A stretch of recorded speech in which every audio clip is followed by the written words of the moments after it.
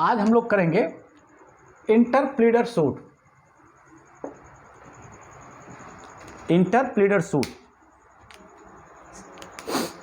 CPC में section 88 order 35। छोटा सा टॉपिक है, इसको बस आज इतना ही हम लोग करेंगे। हम लोग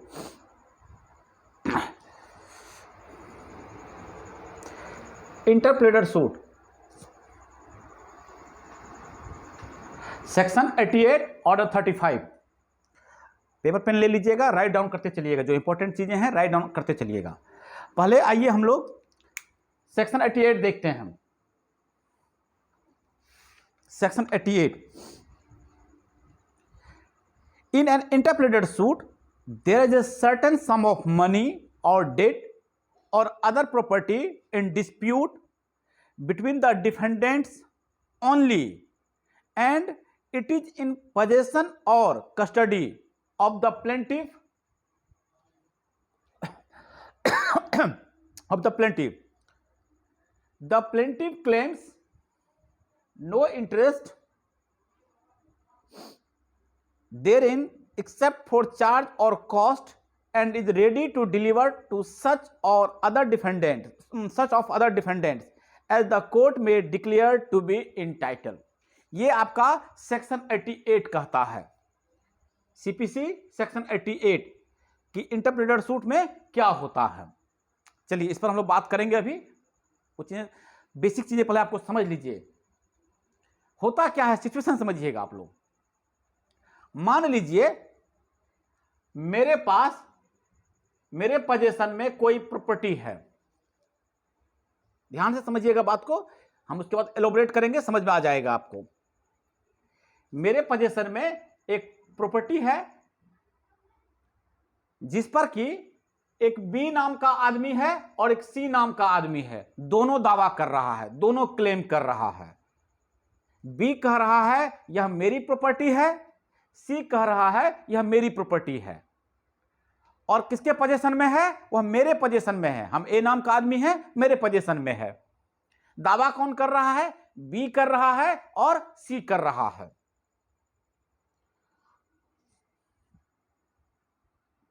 हम क्या चाहते हैं? हम चाहते हैं कि जो सही क्लेमेंट है, यानी कि वास्तव में जिसकी वह प्रॉपर्टी है, उसको मिले। ठीक है ना? अगर बी का है तो बी को मिले, अगर सी का है तो सी को मिले। हम चले गए कोर्ट में और हम इस चीज के लिए क्या कर दिए? प्लेंट जो है अपना सूट फाइल कर दिए कि हमको बताइए यह जमीन किसकी है, बी की है कि सी की है। हमको इसमें कोई पर्सनल इंटरेस्ट मेरा नहीं है। जिसको कोर्ट कह देगा हम उसी को यह प्रॉपर्टी दे देंगे। और हमको क्या चाहिए? हमको सिर्फ मेरा कॉस्ट चाहिए। उस प्रॉपर्टी का को रख रखाव में जो खर्चा हुआ है, अगर कोई खर्चा हुआ है रख रखाव में, या जो हम सूट फाइल किए हैं उसमें जो खर्चा हुआ है वह हमको वापस दे दे केवल। बाकी हमको प्रॉपर्टी में कोई इंटरेस्ट नहीं है। कोर्ट जिसको दे देगा, जो सही राइट होल्डर होगा, जो सही क्लेमेंट होगा, प्रॉपर्टी उसको चली जाएगी। बात में क्यों? प्रॉपर्टी कहीं से भी आ सकती है। थोड़ा सा धैर्य रखिए, प्रॉपर्टी कहीं से भी आ सकती है। ठीक है ना? प्रॉपर्टी कहीं से भी आ सकती है। और ये प्रॉपर्टी का मतलब सिर्फ इमूवेबल आप ढूंढ रहे हैं, जमीन जगह ढूंढ रहे हैं, ऐसा नहीं है। प्रॉपर्टी कुछ भी हो सकती है। हमको रोड पे मिल गया प्रॉपर्टी, हमको रोड पे 1 लाख रुपया मिल गया और आप कह रहे हैं कि वह मेरा 1 लाख रुपया है और फैजल कह रहा है मेरा 1 लाख रुपया है। राहुल, ये भी तो हो सकता है ना? हाँ, बस यही कह रहे हैं कि प्रॉपर्टी का आप खाली खाली जमीन जगह मत सोचिए। आप प्रॉपर्टी का सेंस यहां पे केवल यही नहीं है। तो अभी एलोबरेट करेंगे, समझ में आ जाएगा। सिचुएशन समझ में आ गया? इंटरप्लीडर सूट समझ गए? ये सिचुएशन समझ में आया ना? ये कि इसमें वास्तविक झगड़ा किसके बीच है? वास्तविक डिस्प्यूट किसके बीच है? डिफेंडेंट के बीच में है। वास्तविक डिस्प्यूट जो है वह डिफेंडेंट के बीच में है। यही है, प्लेंटिफ और डिफेंडेंट के बीच कोई डिस्प्यूट नहीं है। प्लेंटिफ तो कह रहा है कि भाई कोर्ट जिसका निर्णय कर देगा कोर्ट, हम उसको यह प्रॉपर्टी दे देंगे। हमको जो खाली मेरा कॉस्ट जो लगा है, रख रखाव में कोई खर्चा हुआ है मेरा, या जो भी मेरा कॉस्ट बनता है वो कॉस्ट हमको दे दे, ठीक है ना। ये जिसकी प्रॉपर्टी है वो अपना ले जाए, जिसको कोर्ट कह देगा कि इसकी है, हम उसको दे देंगे। यही है आपका इंटरप्लेटर सूट। यही बात सेक्शन 88 जो कह रहा है, ठीक है ना। अभी इसको एसेंशियल के रूप में हम लोग लिखे हैं, हम इसको एलोबरेट करते हैं। इसका जो ऑब्जेक्ट है इंटरप्लेटर सूट का, आप लोग समझ लीजिए, to get the claim of rival defendants settled. यही इसका ऑब्जेक्ट है कि जो डिफेंडेंट है, जो राइवल डिफेंडेंट है, 2 डिफेंडेंट है, 3 डिफेंडेंट है, 4 डिफेंडेंट है, कितना भी डिफेंडेंट हो सकता है, उन डिफेंडेंट के बीच जो डिस्प्यूट है, वह कह रहा है मेरा है, वह कह रहा है मेरा है, वह कह रहा है मेरा है, वो डिस्प्यूट जो वो सेटल हो जाना चाहिए। यही इसका ऑब्जेक्ट है। हमारा इंटरप्लेटर सूट का उद्देश्य यही है। अब आइए, क्या क्या इसका एसेंशियल कंडीशन है जो अभी सेक्शन 88 में पढ़े थे, अब इसको थोड़ा थोड़ा तोड़ तोड़ के बताते हैं और आपको समझ में आ जाएगा, ठीक है ना। अगर, ठीक है ना, इंटरप्लेटर सूट कोई डालना चाहता है, अगर हम चाहते हैं इंटरप्लेटर सूट डालने के लिए, तो क्या क्या कंडीशंस होगा तो ही हम इंटरप्लेटर सूट डालेंगे। यही कंडीशन कह रहा है, एसेंशियल कंडीशन। ये चीजें अगर फुलफिल होगी तो ही हम इंटरप्लेटर सूट डालेंगे। तो क्या क्या चीज, सबसे पहला कह रहा है, there must be some debt, उधार, ठीक है ना, सम ऑफ मनी, रुपये पैसे, और अदर प्रॉपर्टी इन डिस्प्यूट, कोई और प्रॉपर्टी, या तो कोई उधार है, ठीक है ना, मेरे पास 1 लाख रुपया उधार है मान लीजिए, हम बी को देना चाहते हैं, लेकिन सी कह रहा है कि नहीं वो 1 लाख रुपया मेरा है। वो जो बी आपको 1 लाख रुपया दिया था वह मेरा क्लेम बनता है, वो बी हमसे लेकर दिया था, या जैसे भी वो डिस्प्यूट क्रिएट हुआ हो, ठीक है ना। उस पर 2 क्लेमेंट हो गया है, बी कह रहा है मेरा है और एक और उसका लीगल एयर कह रहा है कि मेरा है, यानी अब 2 डिफेंडेंट हो गए। तो या तो कोई डेट है, ठीक है ना, there must be some debt, या फिर कोई सम ऑफ मनी, रुपया पैसा है, या कोई अदर प्रॉपर्टी डिस्प्यूट में हो। सबसे पहला एसेंशियल यही। राहुल, क्लियर? हाँ, पहला एसेंशियल कि ये चीजें होना चाहिए इंटरप्लेटर सूट के लिए।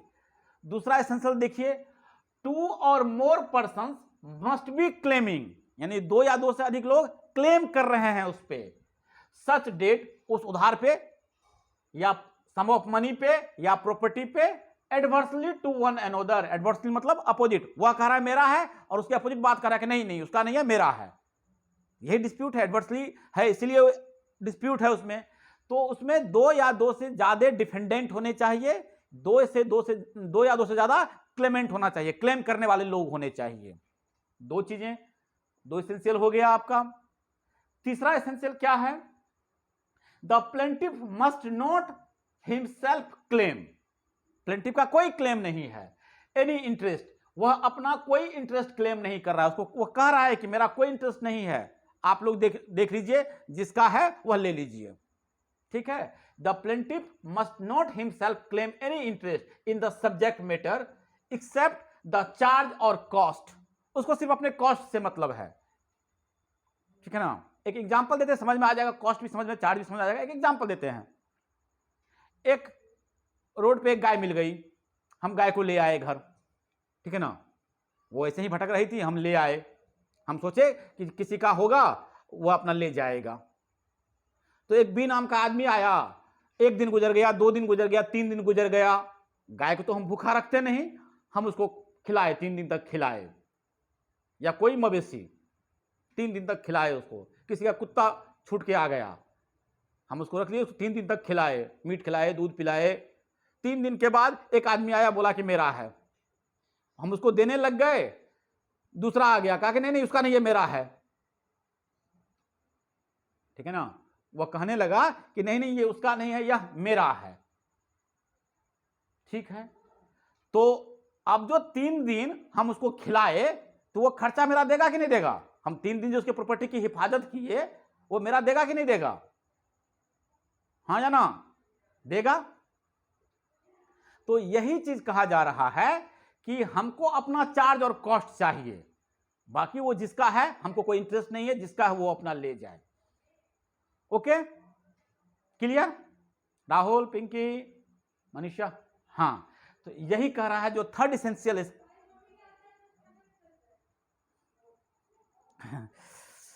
तहसीन, तहसीन, इस तरीके से बीच में आके इसे प्रश्न पूछिएगा, ठीक है ना, तो बहुत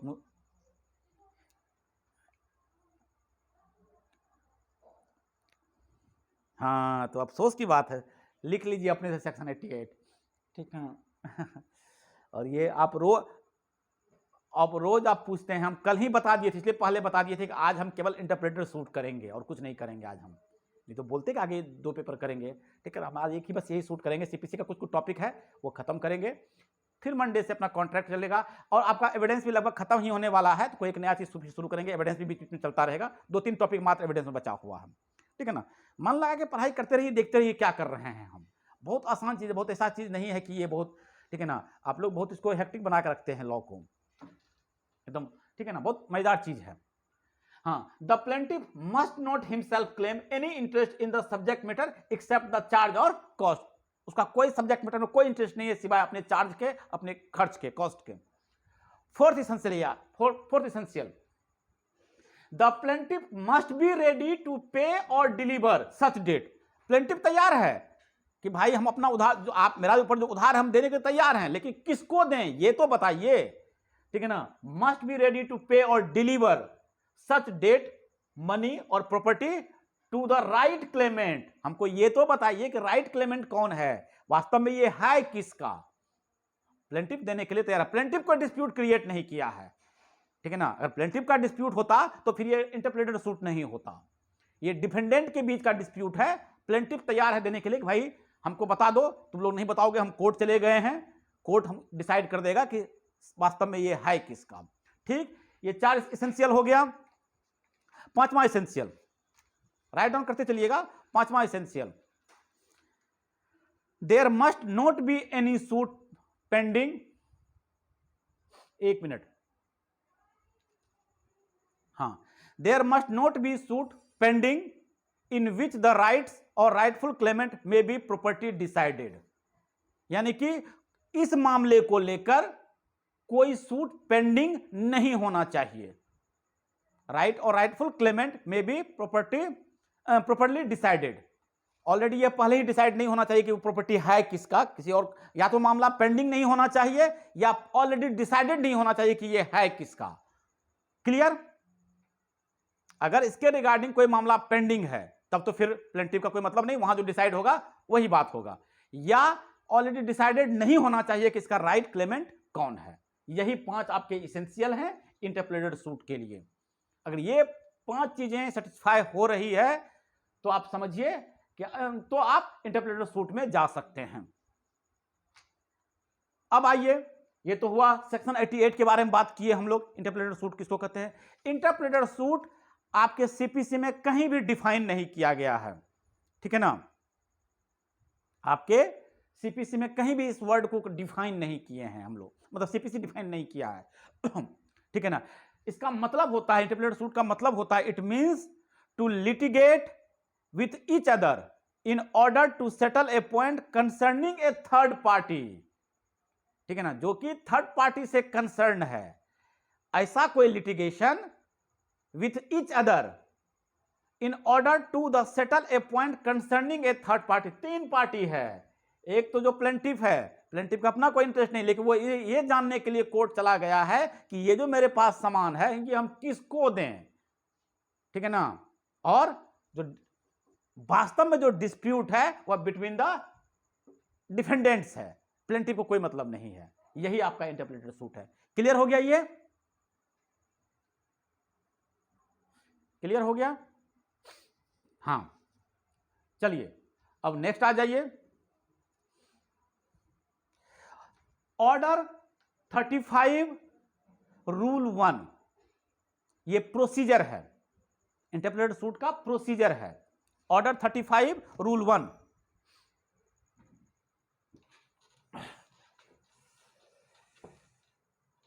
आप लोग की पढ़ाई लिखाई हो रही कि नहीं अच्छे से?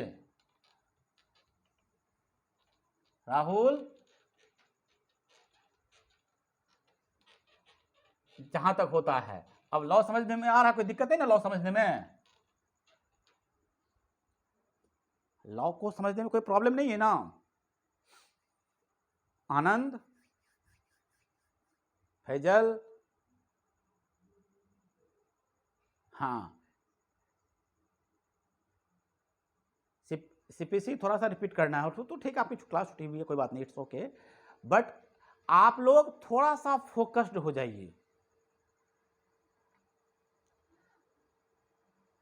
Self study is the best way. ये हम बार बार कहते हैं कि अगर आप लोग सेल्फ स्टडी करना सीख गए, ठीक है ना, तो फिर किसी की कोई जरूरत नहीं होगी। हाँ, थोड़ी बहुत जो समझ,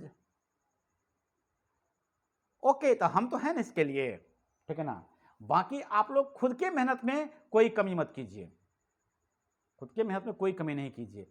जब अगर आप लोग सोच लिए हैं कि जुडिशरी का प्रिपरेशन करना है, तो उस हिसाब से खुद को फोकस्ड कीजिए, उस हिसाब से खुद की प्लानिंग कीजिए, ठीक है ना। बस पढ़ रहे हैं नहीं, प्रैक्टिस सेट बनाइए रेगुलरली। कोशिश कीजिए कि 100 से 150 क्वेश्चन का डेली प्रैक्टिस सेट हम बनाइए, उसको रीचेक कीजिए, ठीक है ना, अपने से चेक कीजिए, ठीक है ना, और फिर देखिए कि कौन कौन सा क्वेश्चन गलत हुआ आपसे, और गलत हुआ तो क्यों हुआ। सेक्शंस कुछ याद रखिए, हर एक बुक में, हर एक डायरेक्ट में, ठीक है ना, कुछ कुछ जो 50-100 सेक्शंस हैं वो याद करने योग्य है, वो आपको याद करना पड़ेगा उसके लिए, ठीक है ना। ऐसा नहीं है कि बहुत टफ टास्क है। ओके, हम भेज देंगे, ठीक है, चलिए, भूल गए, चलिए आ जाइए। हम लोग बात कर रहे थे अभी, ठीक है ना, ऑर्डर 35 रूल 1, ये जो प्रोसीजर है, प्रोसीजर जो इंटरप्रेटेड सूट डाला जाएगा उसका प्रोसीजर है, क्या है? That the plaintiff claims no interest in the subject matter except charge और कॉस्ट। जब वो प्लेंट डालेगा प्रोसीजर में, तो वो क्या कहेगा? उसका कोई, प्लेंटिफ कहेगा कि मेरा कोई इसमें पर्सनल इंटरेस्ट नहीं है, हमको सिर्फ अपना खर्चा चाहिए, ठीक है ना। प्लेंट जो लिखेगा, जो प्लेंटिफ जो प्लेंट देगा, plaint must contain following additional जो है उसका स्टेटमेंट। प्लेंटिफ जो है, यह प्लेंट जो लिखेगा वो लिखेगा ही, साथ में आप लोग को प्लेंट हम लिखना बताए हैं, साथ में यह एडिशनल स्टेटमेंट भी लिखेगा प्लेंटिफ। क्या लिखेगा? लिखेगा that the plaintiff claims no interest in the subject matter except charge और कॉस्ट। उसके बाद that there is no collusion between the plaintiff और any of the defendant. Plaintiff यह जो स्टेटमेंट है वो लिखेगा कि प्लेंटिफ और डिफेंडेंट के बीच में कोई टकराव नहीं है, कोई डिस्प्यूट नहीं है, किसी भी डिफेंडेंट के, प्लेंटिफ से किसी भी डिफेंडेंट का कोई डिस्प्यूट नहीं है।